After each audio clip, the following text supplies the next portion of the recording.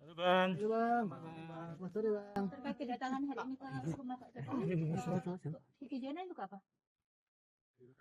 Jadi begini ya, seperti apa lalu kita sudah dalam waktu 2 hari ini ya, bahwa dalam 2 bulan terakhir saya melanjutkan penelitian saya ya, kalau dalam mengkaji ulang, mempelajari kembali semua metodologi yang saya tuliskan secara independen ya. Jadi saya garis bawahi secara independen metodologi itu saya tuliskan sekitar 480 halaman dari 700 halaman di buku surat paper.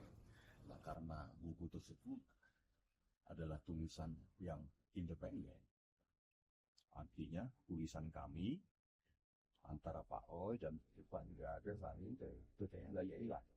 Saya saling menyatakan saling menulis secara terpisah baik secara geografi maupun analisa.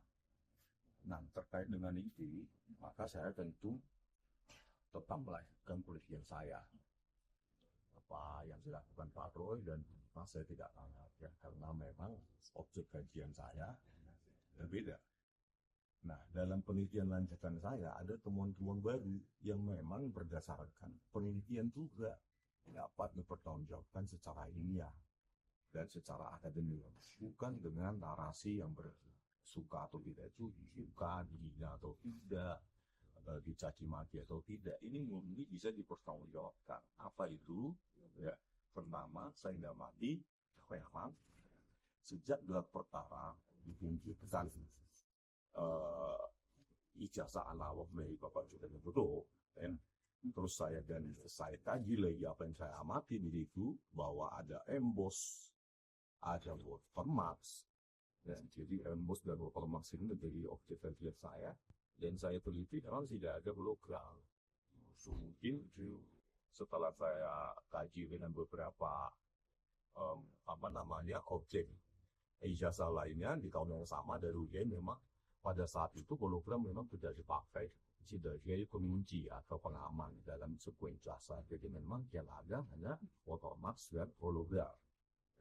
Nah, setelah itu yang saya bandingkan dan saya analisa dengan apa yang diupload secara di akun XD saudara Dian Sandi Utama.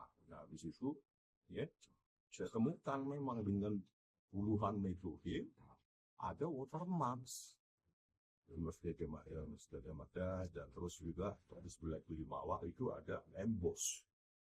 Sebagai peneliti independen dan bertanggung jawab, tidak bias, tidak ada kaitan dengan afiliasi politik apapun, maka seorang peneliti itu harus bisa menyatakan kesalahannya dan mengkoreksi hasilnya sendiri. Bila peneliti lain tidak mengkoreksinya atau tidak mampu mengkoreksinya, maka sebagai peneliti independen yang bebas terhadap pengaruh siapapun, jadi saya garis bawahi pengaruh siapapun, hanya berdasarkan objektivitas penelitian dan hasil temuan saya nyatakan bahwa memang ada itu watermarks dan emboss yang ada pada dokumen yang diupload Dian Sandi Utama konsisten dengan apa yang saya lihat pada saat dilaporkan revisi. Setelah itu saya lanjutkan dengan apa yang dimiliki oleh Bapak Njito yang menjadi saksi di sidang CLS, dan saya temukan konsistensi pola pada watermarks maupun emboss dan tidak ditemukan hologram. Saya telepon juga, kebetulan saya itu di pengacara di kantor pengacara saya di sini, Bang Jahmad Degisan. Itu kami telepon Bang Handika yang menjadi pengacara pada sidang CLS. Saya tanyakan kalau yang juga mendengarkan, Bang, apakah benar ada hologram di ijazah yang diupload oleh Dian Sandi yang ditunjukkan pada menjadi bukti pada sidang CLS? Bang Handika, ini saya tanyakan ke Bang Handika, karena memang kami tanyakan langsung by telepon. Bang Handika mengatakan bahwa Salah, Bang. Sepertinya itu salah penyelidikan. Yang dimaksud oleh hologram, oleh saksi yang membawa ijazah abang tersebut adalah emboss. Ketika di center itu emboss yang terlihat semakin tegas, bukan hologram. Nah dari sini fitur-fitur yang tadi disebutkan tadi itu membuat saya meyakini penemuan baru saya tersebut bahwa tidak ada kejanggalan terhadap keaslian dari ijazah Pak Jokowi, baik yang diupload Yen Sanditama maupun yang di gelar perkara khusus. Percayalah, tapi bagi yang nggak percaya juga bebas. Saya juga merasa tersakiti terhadap temuan saya sendiri karena saya harus jujur menyatakan bahwa temuan saya itu bahkan dicecah, dihina, dan dilabel sebagai penghinaan. Tapi penelitian adalah penelitian. Yang bisa menguji penelitian adalah hasil penelitiannya. Baik orangnya atau orang lain. Sudah saya sampaikan itu kepada penyidik. Sekitar seminggu yang lalu saya ceritakan kepada penyidik dan kepada direktur kriminal maaf ya. Artinya menegaskan bahwa berkaca dari hasil penelitian itu mengaku bahwa ijazah Pak Jokowi asli. Bentar ya. Mundur.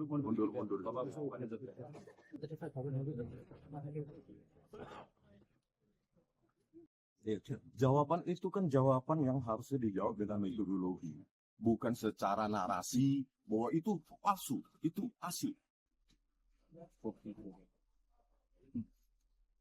Secara metodologi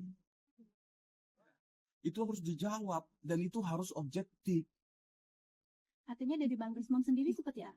Ya itu temuan saya, baru saya tidak ada kejanggalan terhadap manipulasi digital yang saya simpulkan pada buku Jokowi White Paper. Artinya apa? Keasliannya terjaga dan itu bahkan melukai saya sebagai peneliti juga. Tetapi truth sometimes hurts. Kebenaran itu kadang-kadang menyakitkan. Itulah yang saya mintakan kepada penyidik maupun kepada direktur screening. Bukan karena ketakutan, tapi karena pengujian yang bisa dipertanggungjawabkan. Dan bagi siapapun, baik Pak Roy misalnya dan lainnya yang saya pandang sebagai sahabat saya, itu bisa saya demonstrasikan kepada beliau baik secara privat maupun secara publik. Semua harus kita pertanggungjawabkan tanpa harus ada narasi harusnya ada menjadi kita katakan tidak ada. Haruslah konsisten menjadi tidak konsisten. Nah penelitian yang panjang ini yang berkelanjutan yang harusnya ongoing itu harus secara jelas kita nyatakan secara objektif. Penegasan kembali berarti didatangkan ke sini untuk minta maaf ke Pak Jokowi atau kepada? Ya tentu, ya. Saya pun minta maaf kepada publik, apalagi kepada pihak terkait seperti Bapak Joko Widodo. Itulah pertanggungjawaban seorang peneliti yang harus independen, yang siap dicerca, dihina dengan narasi-narasi sesuka mereka. Meskipun narasi mereka tidak bisa dipertanggungjawabkan secara ilmiah seperti saya menyajikan buku Jokowi White Paper. Yang saya tantang secara terbuka untuk dikoreksi dan dibentuk dalam buku juga. Karena hal itu tidak dilakukan oleh orang lain, dan kebetulan saya melanjutkan penelitian saya, maka saya bertanggung jawab untuk menuliskan itu kembali. Ini rencana mau ditarik apa gimana untuk buku ini? Bukan ditarik, metodologinya. Itu adalah metodologi yang umum, yang default ya, dalam buku Jokowi White Paper sebagai kasus untuk mendeteksi keotentikan atau ada tidaknya manipulasi digital dalam sebuah dokumen digital. Metodologinya itu confirm, ya, saya nyatakan confirm dan itu bisa menjadi kasus pembelajaran di departemen-departemen, kuliah-kuliah. Tetapi dalam penelitian itu bukan hanya metodologi yang tepat. Apa itu? Objeknya. Objeknya itu harus memenuhi kaidah.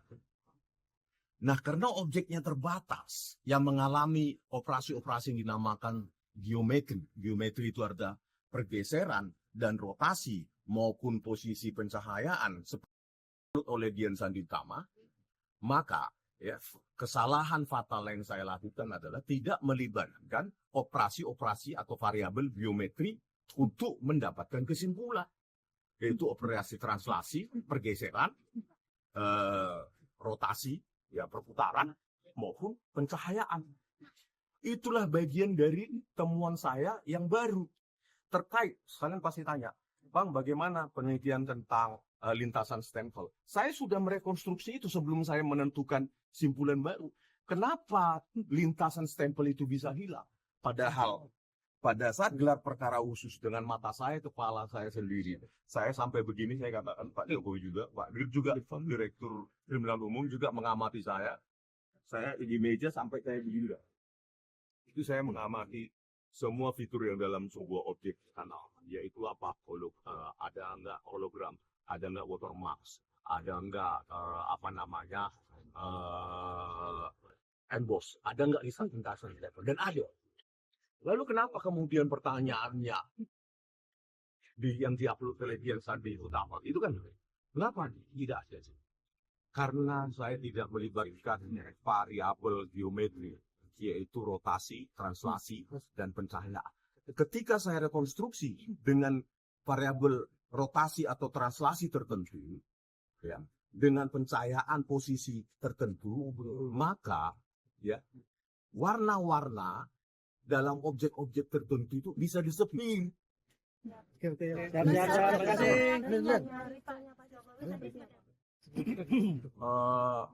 Mana Pak? Pengacara saya lah kalau Pak, penegasan aja